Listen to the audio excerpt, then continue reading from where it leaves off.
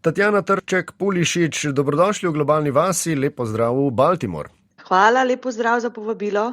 Profesorica, predavateljica in vodja raziskovalnega laboratorija na priznani univerzi Johna Hopkinsa, preučujete celično biologijo in kaj še nam lahko, pa čim bolj poljudno, poveste kaj več o tem?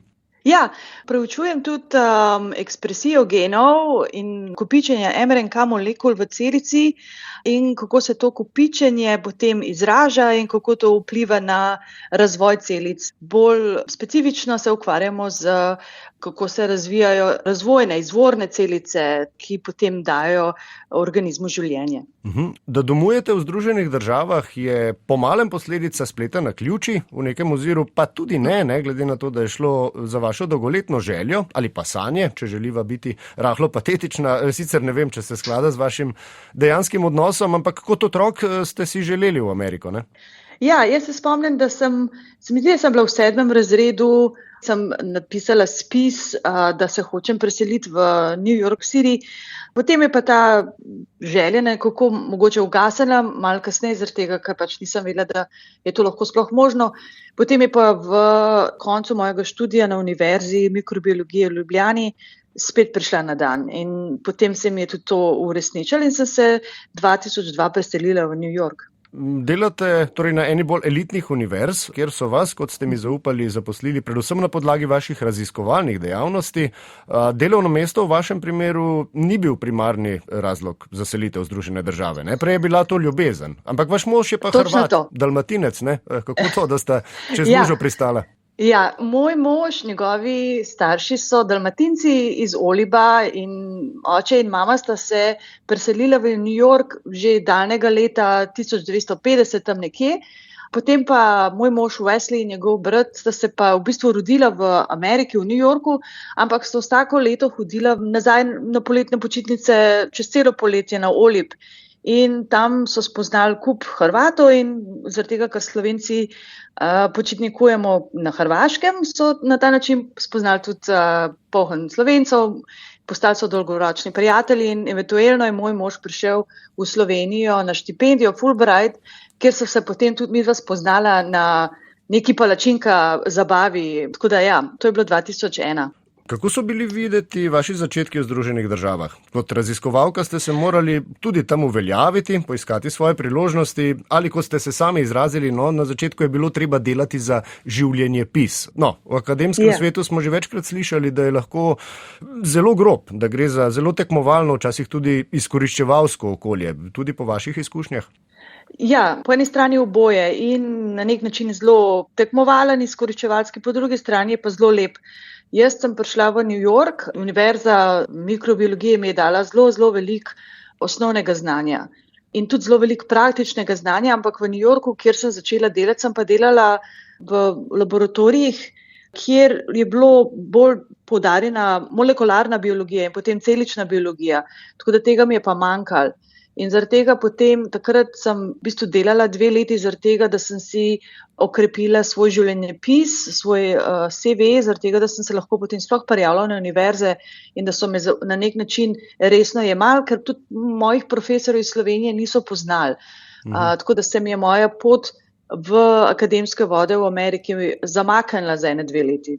Pogovarjava se o prazniku dela, pa da ne bova to zadevno povsem ignorantska, kaj ne, da veliko delate, imate kaj prostega časa in kako ste nasploh zadovoljni s svojim položajem kot recimo delovno aktivna priseljenka? Ja, jaz sem v bistvu se preselila v Ameriko kot študent na nek način in na podlagi tega sem v bistvu že takrat zelo veliko delala. Pač je bilo normalno delati tudi med vikendi, če ne v laboratoriju doma. Ampak tako sem si mislila, da to je tako pač moje doktorsko delo, tako da se mi ni zdel preveč čuden. Tudi moj fant, današnji mož, zdaj Wesley, je tudi veliko delal takrat. Je pa tudi res, da jaz prihajam iz družine, kjer je oče bil samostojni podjetnik in on je skozi delal. Moja mama je pa tudi skozi delala, zaradi tega, ker sta skupaj potem odpirala delavnico. Moj oče je bil avtoelektričar. Tako da na nek način sem tega navajena in sem tudi navajena videti, kako je združevati delo z življenjem. Tako da v bistvu na nek način mi je to čisto normalno tukaj. Je res, da veliko delam, približno 60 nekaj tazga ur na teden. Dostikrat pripeljem svojo hčikar v laboratorij, če imam kaj narediti za med vikendom, potem ona tam kaj riše. Drugače pa čisto lepo združujemo, smo se lepo navadili prosti čas z delom in ko si vzamemo prosti čas, ga res imamo zase. Razmeroma hitro potem, ko ste se pridružili svojemu možu v Ameriki, sta dobila hčerko, ki je torej po svojih prvih nekaj let preživela v New Yorku. Kakšno okolje je New York za vzgojo otroka? Ali pa če začneva že tam okrog poroda, kako je s tem? Kako močno človeka udari po denarnici, pa kako je s porodniško odsotnostjo z delovnega mesta in tako dalje? Ja, to je bilo po eni strani kar šok. Maja se je rodila, zdaj je stara 10 let.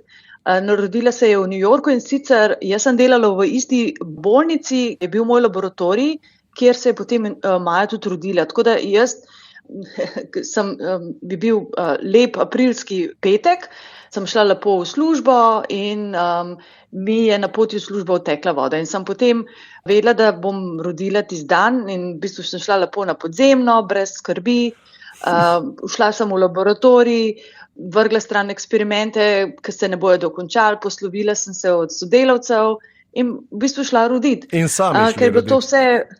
Ja, poklicala sem moža, poklicala sem svojo družino, da sem jim povedala, pač mož je potem prišel. Ampak jaz sem hodila na vaje pripravljena k porodu, tako da sem vedela, kako bojo stvari tekle, okvirno. In pač do službe sem imela 25 minut, tako da sem imela čas, da sem lahko tja prišla na podzemni, pa potem peš. Drugače pa imeti otroka v New Yorku je zelo lepo, pa zelo težko. Težko zaradi tega, ker moraš imeti kar veliko denarja. Jaz sem imela srečo, takrat se mi je povečala plača v službi zaradi mojega dela in sem pač dobila nagrado. Moj mož je pa delal v financah, pa tudi je napredoval takrat, tako da sva imela pač doprinos mesečni. To je slaba stvar. Pač ni vrtcev, sploh ne zastonj vrtcev do 5. leta otroka, tako da sva se mogla kar znajti in sva imela neko variško iz Trinidada, ki smo jo pod mizo plačevali, zaradi tega je bilo bolj poceni.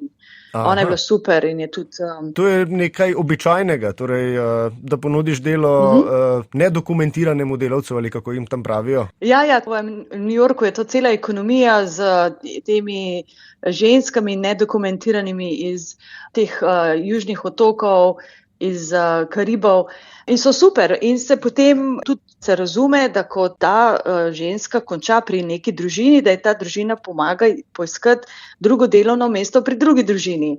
Tako da pri nas je bila Rose iz Trinidada in bila je super in pomagala jo je naučiti hoditi, pomagala jo je naučiti dati na ritem, da je potem začela popoldne spati. Polhan takih stvari in tudi zaradi tega, ker je poznala polhan enih drugih varušk v okolici, so se potem dobivale z otroci v parku vsako popoldne dvakrat ali so pohodile v gledališče na otroške igre in take stvari. Super. Ravno sem hotel vprašati, kaj pa socialno življenje otrok pravzaprav, ne? Če do 5. leta starosti ni vrtcev, pa pravite tudi ni recimo dostopnih ali pa cenovno dostopnih vrtcev, je to lahko težava? To je res. Po eni strani se moraš kar sam zelo pobrigati. Mi pač smo imeli srečo s to varuško, po drugi strani mi smo živeli v Brooklynu in je bilo tam v tistem času polno enih družin, mladih družin z otroci in kar ene par velikih parkov z ogromno igral ob vodi ali pa v sredi Brooklyna. In mi smo vsak vikend hodili z Majo do njenega 5. leta, ko smo se potem preselili v Baltimore, na ta igrala in smo tako v bistvu večino svojega časa smo se ogromno družili in je bilo super.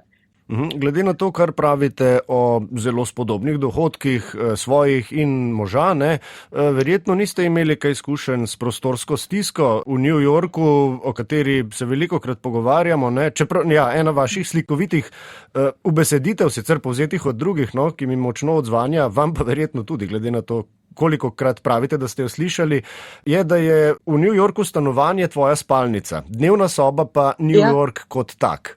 Ste to doživeli tudi na lastni koži? Ja, v bistvu na tak način smo mi tudi živeli. Smo imeli z Majo dvosobno stanovanje In v bistvu zdaj, ko je stara 10 let, bi tisto stanovanje tudi prerastalo, je bilo premehno.